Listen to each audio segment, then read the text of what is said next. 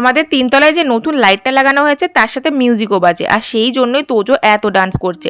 তারপরে এখন সন্ধেবেলা, এই জন্য তাড়াতাড়ি রেডি হয়ে নিলাম, তোজোকেও করে দিলাম রেডি। তারপরে মা, মণিমা, আমি তোজোকে নিয়ে টোটো করে যাচ্ছিলাম হরিসভা পাড়ায়, সেখানে বাসন্তী পুজো হচ্ছে সেটাই দেখবো। সারা রাস্তা দেখলাম রামনবমীর জন্য পতাকা দিয়ে সাজানো হয়েছে।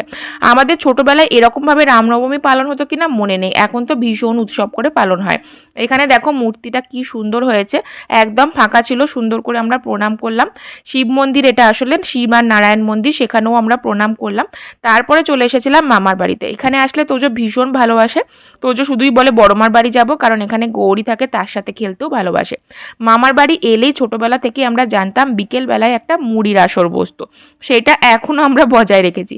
গরমে মুড়ি আর অন্য কিছু দিয়ে খেতে ভালো লাগছিল না, সেই জন্য ছোলা ভাজা, ছোলা মানে ভিজিয়ে রাখে, সেটা পেঁয়াজ টেয়াজ দিয়ে খেলাম, চা খেলাম। আর এদিকে দেখো পুরো রাস্তাটা দেখতে কি সুন্দর লাগছে।